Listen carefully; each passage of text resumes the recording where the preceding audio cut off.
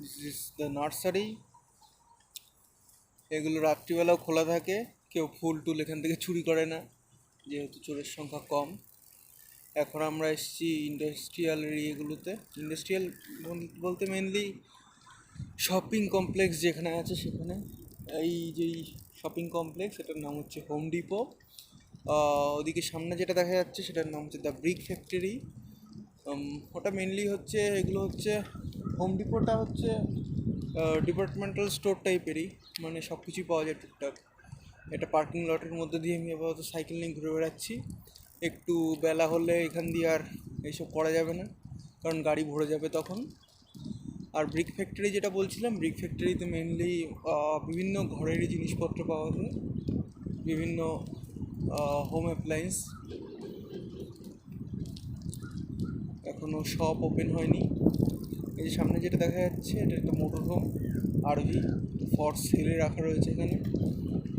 অনেক পুরনোই মনে হচ্ছে দেখে, মেবি 15-20 বছরের পুরনো তো হবেই।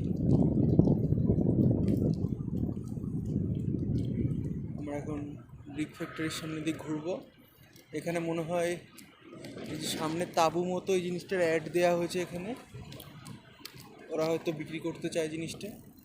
আমি আমার যখন ওই ড্রাইভিং লাইসেন্সের জন্য ড্রাইভিং প্র্যাকটিস করতে আসি, আমি মেনলি এই ব্রিক ফ্যাক্টরির এখানটাতেই আসি।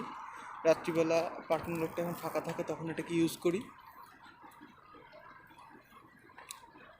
পেটল্যান্ড বলে যেই জায়গাটা দেখা গেল এই মাত্র, এই যে এটা হচ্ছে বিভিন্ন পেটের জন্য, মানে যারা পেট পোষেন তাদের জন্য। ওরা পেটগুলোকে সমস্ত ইঁদুর, মেনলি কুকুর বিড়াল, মানে স্নান টান করিয়ে নখ টক কাটিয়ে রেখে দেয়।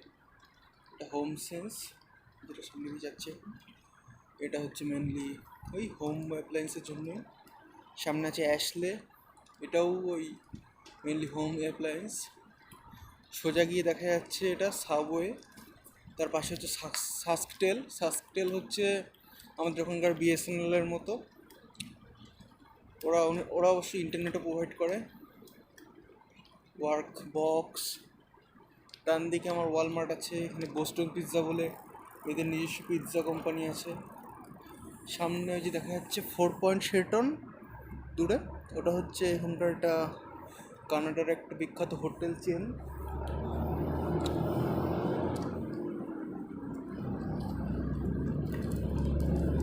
দিকটা ঘোরা হয়ে গেল, এবার এই ওয়ালমার্টের দিকটা একটু ঘুরে আসি।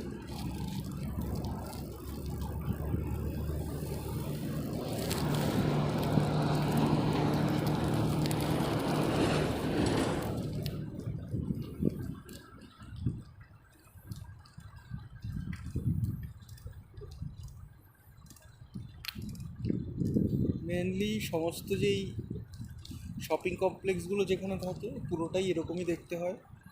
এরকম সামনে প্রত্যেক জায়গারই ফাঁকা এরকম বড় পার্কিং থাকে, যেহেতু এখানে প্রত্যেকেই গাড়ি নিয়ে চলাফেরা করে। আমি এখানে এটা বললাম, ঠিক আছে, অসুবিধা নেই।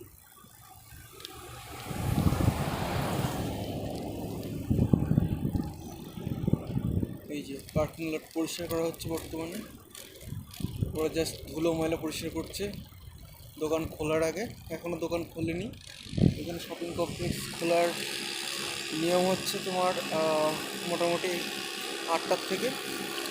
এখনও যেহেতু টাইম হয়নি তাই খোলেনি, ওই ওরা পরিষ্কার করছে। এখানে সবই দোকান আছে।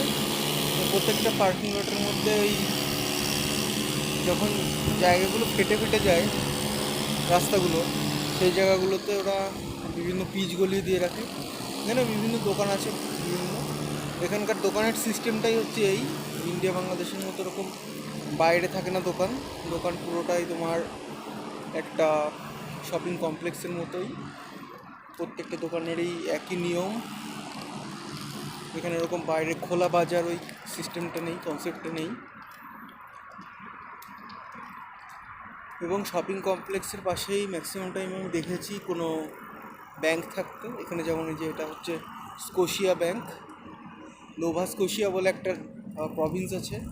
প্রভিন্স বলতে আমরা যেটাকে রাজ্য বলি, সেই নোভা স্কোশিয়ার থেকেই ব্যাংকটার প্রথম জার্নি শুরু হয়, তাই এটা স্কোশিয়া ব্যাংক। সামনে যেই বড় ছড়ানো এখন বিল্ডিং মতো দেখা যাচ্ছে, এটা হচ্ছে ওয়ালমার্ট। ওয়ালমার্টের নাম সবাই শুনে রেখেছে।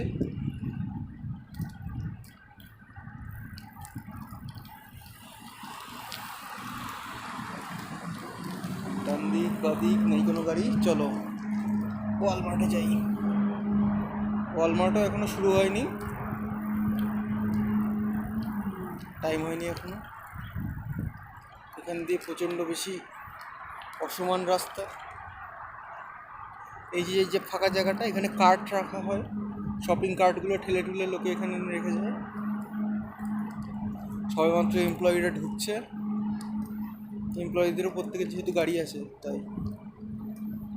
ওয়ালমার্টের এই যে এই বাদিকে সেকশন ফুড অ্যান্ড ফ্যাশন, তারপরে আছে হোম অ্যান্ড ফার্মাসি, আর একদম ডান দিকে হচ্ছে গার্ডেন। গার্ডেনের যদিও বা তোমার থাকে হচ্ছে 3 মাস সামার, তবুও এখানে লোক প্রচুর গার্ডেনিং করে। ওই 3 মাসেই যা রোদ্দুর হয় তাতেই প্রচুর পরিমাণে তারা ফসল ফলাতে পারে।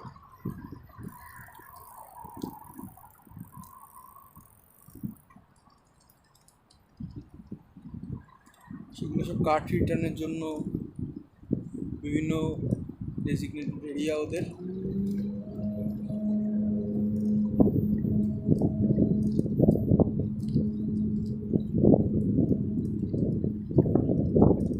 সামনে যে এইগুলো দেখা যাচ্ছে বস্তার মধ্যে করে খোলা জায়গায় রেখে দিয়েছে, এগুলো হচ্ছে ফার্টিলাইজার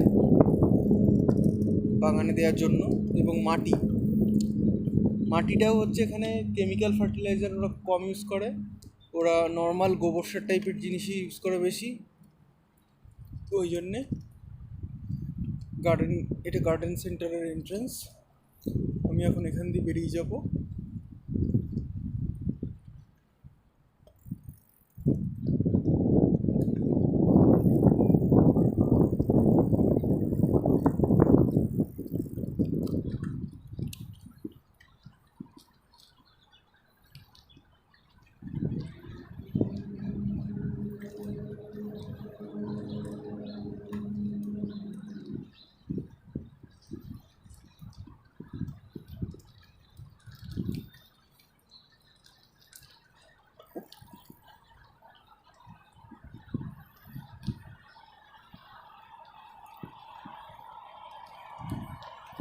আস্তে আস্তে সূর্য মাথার উপরে উঠে আসছে, রোদটা তেতে উঠছে।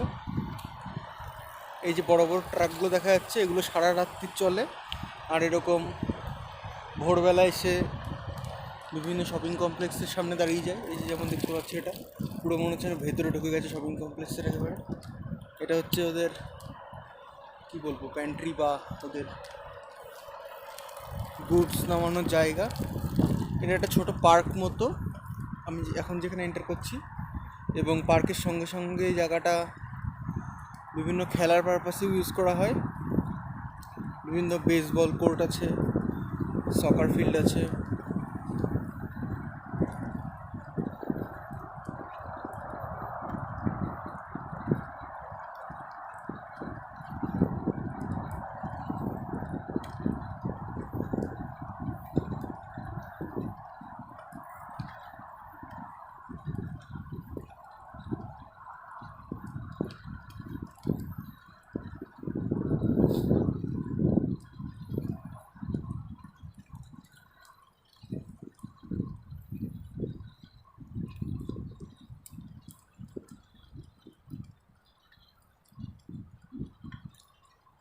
এখন আমি আমার বাড়ির পানে রওনা দিয়েছি।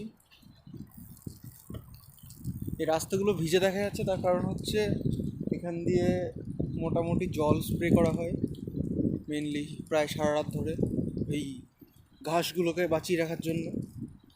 কারণ রোদ্দুর প্রায় এখন থেকে প্রায় সন্ধ্যা 7টা 7:30 অবধি প্রায় টানা রোদ্দুর থাকবে, নইলে তো ঘাস জ্বলে যাবে। তাই জন্য মোটামুটি ওরা একটুখানি বেলা পড়লেই জল দিয়ে ভিজিয়ে দেয়।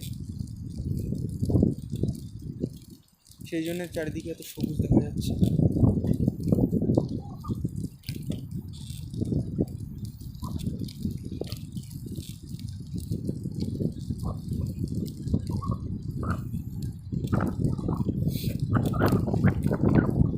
সবাই মোটামুটি পোষা প্রাণী নিয়ে শুরু করেছে মর্নিং ওয়াকে।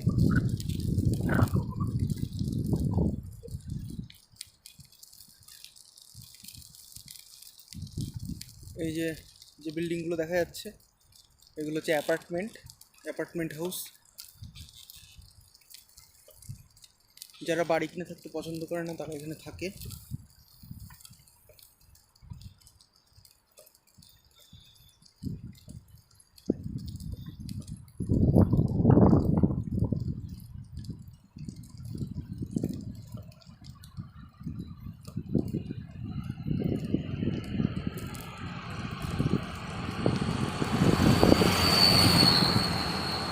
এগুলোকে টাউন হোমও বলে।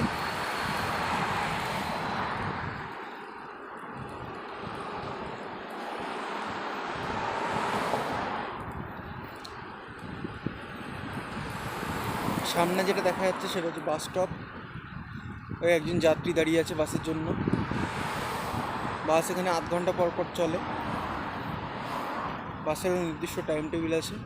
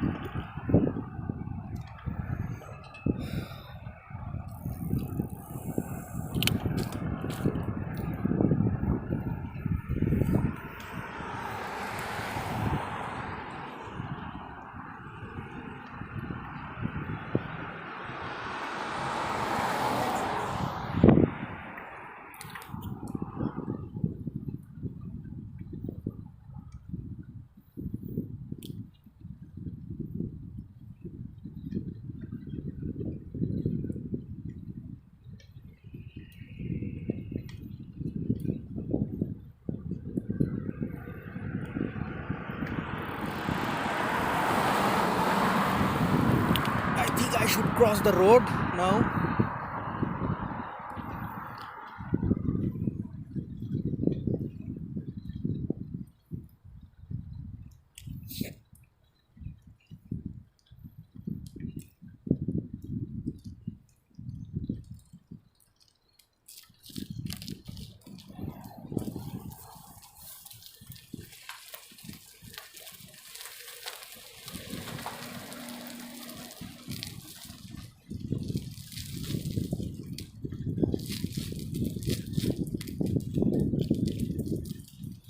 আমি পুরো রিয়েল লাইফ গ্রাউন্ড এক্সপিরিয়েন্স দেওয়ার জন্যই ভিডিওটা করলাম।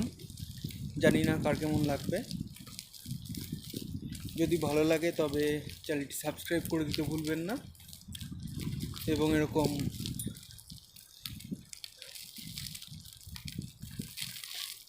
কিভাবে কানাডা আসবেন তার চেয়েও বড় জরুরি হলো কেন কানাডা আসবেন। এত সুন্দর দেশটা, পুরো সুন্দর সাজানো গোছানো, এই জন্য এটা একটা অন্যতম বড় কারণ। তো আমি আমার বাড়িতে চলে এসেছি এখনই। So tata, bye. Garage open করব।